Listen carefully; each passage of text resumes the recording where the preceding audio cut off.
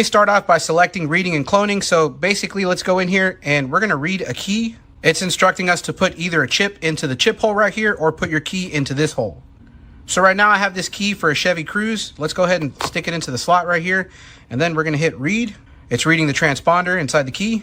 And here we can see all the information about this key. Up here you can see we have a chip model. We have an EMO type. It's telling us it's a HiTag 2 ID 46. It's giving us a transponder ID, the lock status, which basically tells you whether or not the key is locked. This key is programmed to a vehicle. So right now, if you wanted to try to reuse this key on another vehicle, you would first have to unlock it, which means you'd have to open it up, take the circuit board out, use a special function in the key tool along with this cable, like I mentioned before, unlock the chip, then you can reprogram it to another vehicle. Now, as far as cloning the chip in this key, basically you drop this in there and we're going to hit clone.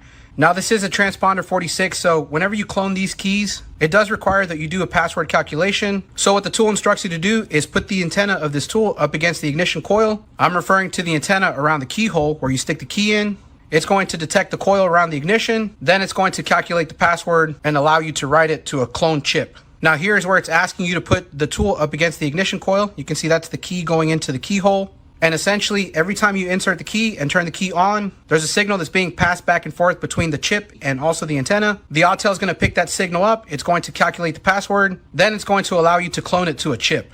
So we've got the key tool pressed up against the ignition coil. I'm going to go ahead and stick the key in, turn the ignition on. And we may have to do this a few times. So key off, take the key out, put the key back in, turn it on, do it again. Basically, just do this until it tells you whether or not it acquired the signal. There we have it. It is now calculating. As you can see, it calculated our password.